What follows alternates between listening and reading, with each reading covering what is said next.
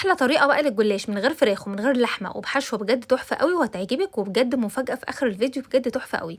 يلا بينا نسمي الله ونصلي على الرسول ونبدا الفيديو. اول حاجه كده معايا سجق، ابتدي ان انا اقطعه كده شرايح، ويفضل يعني ان هو يكون لسه فيه نسبه تلج عشان لما يتقطع معاكي ما يخرجش منه الحشوه بتاعته. وعلى طاسه بقى تكون سخنه حطيت معلقه زيت واحده بس، معلقه، واحط السجق ومش هقلبه على طول لغايه ما احس ان لونه غير، ومش هقلب فيه كتير برده عشان اللحمه بتاعته ما تخرجش منه. وبعد لما لونه غير على طول هنزل ببصلتين يكونوا متقطعين كده صغير. وهنا بقى عايزه البصل يستوي تماما، هو مش هياخد اصلا وقت خالص لان احنا مقطعينه طبعا. وبعد ما يستوي كده البصل خالص تكوني بقى محضره طماطم وفلفل رومي، لو حابه الاكله تكون سبايسي ممكن تحطي فلفل حامي عادي. هحط بقى كده الاتنين وهنقلب بقى كده تقليبه، وهحط بقى هنا حاجات بسيطه قوي من الملح والفلفل الاسود والبهارات عشان بس الخضر، اما السجق كده كده بيبقى اصلا متحيق. تمام، هقلب بقى كويس جدا، وهنا الحشوه خلاص بقت جاهزه عندي.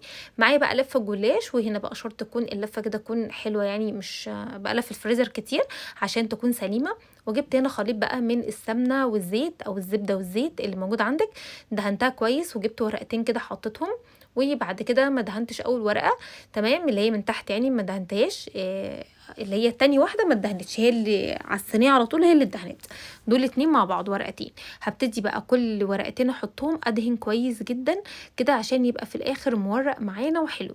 عايزه اقولك بصي احلى بجد حشوه ممكن تعمليها هي الحشوه دي.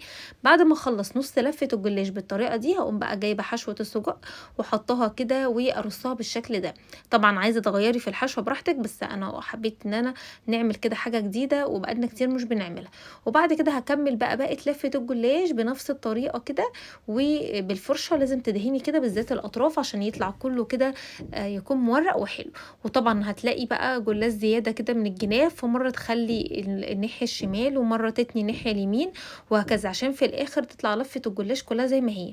ونسيب بقى ورقه واحده سليمه في الاخر كده بنحطها من فوق، وبنتنيها من الاطراف على كل صينيه الجلاش بالشكل ده. وهدهن بقى وشها كده كويس جدا.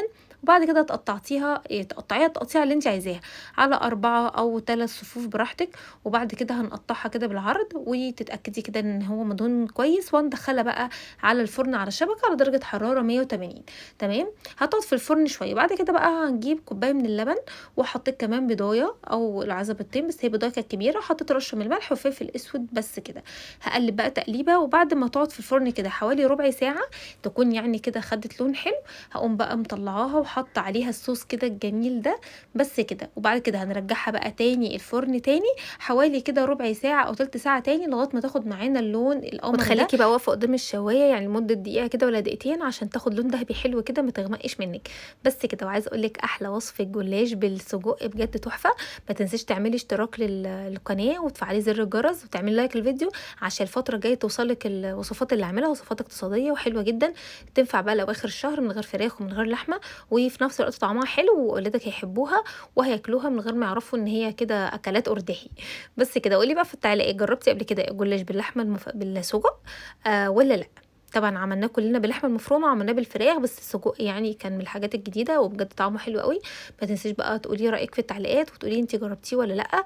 وما تنسيش بقى لايك للفيديو واشتراك في القناه وفعلي زر الجرس. اشوفكم ان شاء الله في فيديو جديد، والسلام عليكم ورحمه الله وبركاته.